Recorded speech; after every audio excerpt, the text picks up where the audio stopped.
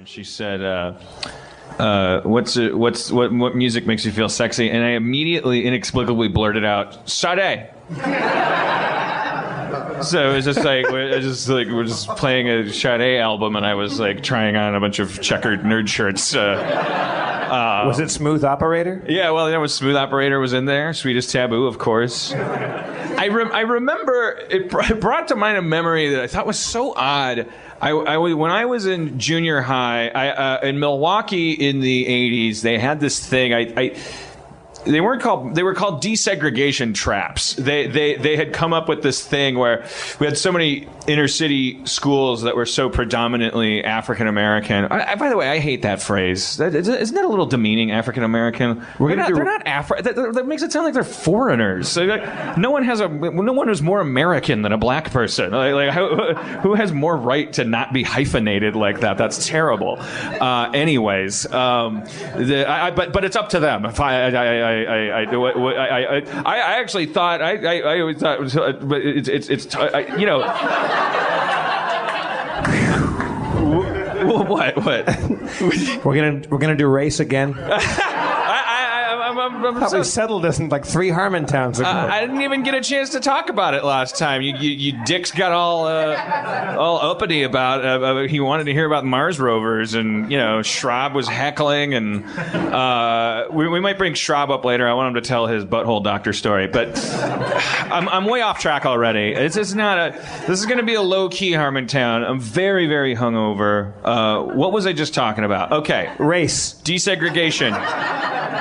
It doesn't really. This story has nothing to do with race, really. I bet it does. In 8th grade, 7th and 8th grade, I went to Steuben Middle School. Steuben. There were these. It was for the computer specialty, which was a desegregation trap. In reality, they had 6 Apple IIe's in the basement, and they just wanted to. They were trying to bus white kids into schools that were so disproportionately black, and so I was like one of 6 white kids there to use their Apple IIe's in this school. It was great. By the way, white people much more racist than black people. Like that's a genetic trait that I can actually I believe in, because I went to, for much of my public school life, I went to predominantly black schools, and I never got picked on, or it was only when I went to the suburbs and started in these more predominantly white schools I started getting picked on. Like I remember a girl took a piece of tape and taped it secretly to a pair of jeans to as a way of tracking how often I wore them in a week. Ooh. Like I was some kind of animal. I was like, black people don't do this. That's a stereotype I am comfortable saying. Black people are nicer than this. I'm not a big fan of racial constructs, but I believe black people are nicer and less racist than white people. There, okay. I did get a little. So I was going. The story's not about race, everybody. Would you guys take it easy? This story will not lean towards race. And where you notice that we chased NT off. Where's NT? He was always in the front row. Empty seat. NT's empty seat. Dumb. Edit it out. Just stupid. Leave it. Leave it. It stays. I'm not witty tonight. I can tell. I'm a verbal thinker, and I can feel the muscle in my verbal lobe. I can tell you. There's days when it's on fire, and it's kind of spinning, and I was like, I'm gonna rock it talking to people tonight. Have we told the story, or can I ask you to tell the story about roll call? And you know what I'm talking about? The guy. Oh yeah. The guy who subverted roll call. And that takes place at the same school. I just wanted to tell this story. I don't think it's a good story, so buckle up. Sade reminded me of this. Sade. I was in this computer specialty school, and I was in my one computer class. I was taught by this guy named Mr. Blanchette. He caught a girl slipping another girl a note or something, and so he did that awesome thing where you take the note and then he read it out loud, and it was just it was like it was the girl was making fun of some other kid in the class by going, "Oh, I know you love Ronald. I know he gives you the sweetest taboo." And his face turned purple, and he said, "You don't even know what that means. Why are you talking about that? You're 13 years old. You don't even know what that means." I was like, "No one knows what that." What? You're not a real Sade fan. Yeah, exactly. The hardest core Sade. I've been to 4 of her concerts. I just really like. I'm pretty sure it means fucking, probably, and no one knows what that means more than a bunch of 13-year-olds. Right? Like. We're coming in our pants like by reading math books like at that age. The school smelled like Gen Con. It was so it was there was so much testosterone and estrogen just bursting out of us. Our faces were festooned with hormonal acne, and all of us were running into dark corners to touch ourselves every chance we got. I think we know what the sweetest taboo is. I think it's fucking. In that same school, because you requested the story. This one is by request.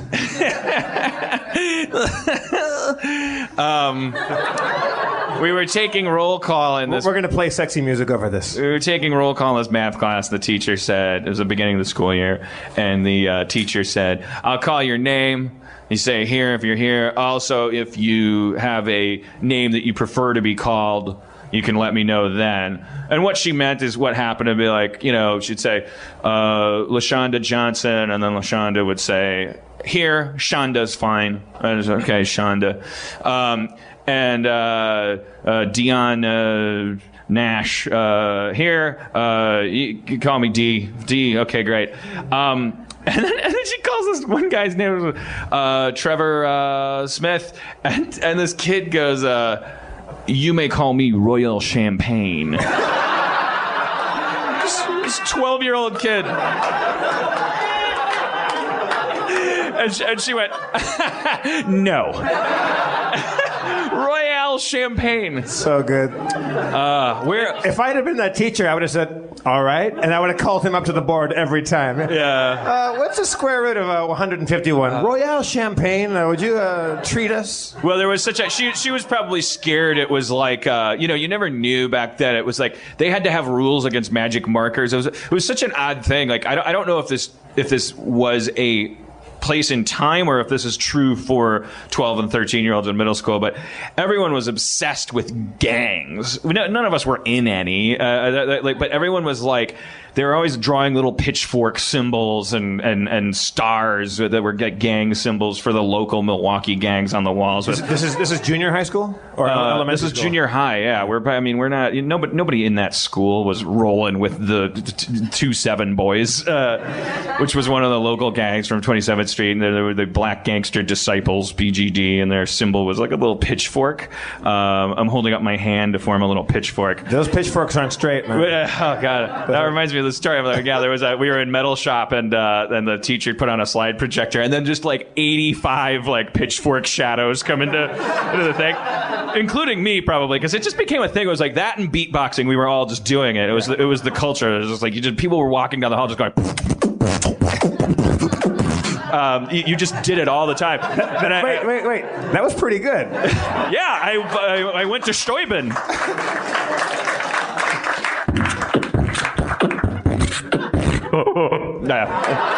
No one actually did that. That was a... Don't extend yourself, man. Yeah. Well, no, that's the hacky thing. My mom, I used to come home and do that. My mom's impression, she'd go, "Will you stop doing that with the obsta, obsta, obsta, obsta?"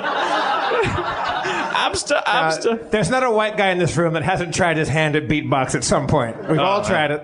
Yeah, I'm darn good at it in a pinch.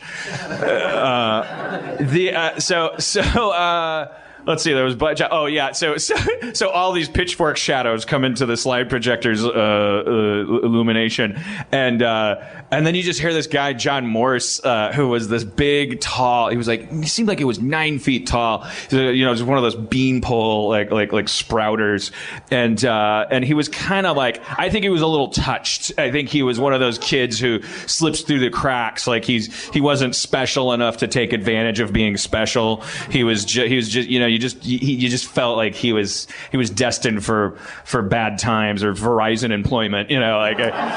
He's just gonna end up and he would just sit in the class and beatbox and do his pitchforks, and then all those shadows came in, and then it's like the shop teacher's like, okay, we're gonna watch a film strip, and he says, all right. He's so sick of seeing pitchfork shadows, and then you just hear John Morse is the last one in there, and you see his other hand come in and physically straighten his own fingers, like he's perfecting his pitchfork, and then you just hear John Morse in the dark metal shop room go, damn, my pitchfork's straight. Which was not a thing. It was not no one cared how straight your pitchforks were. That's a 13-year-old brain,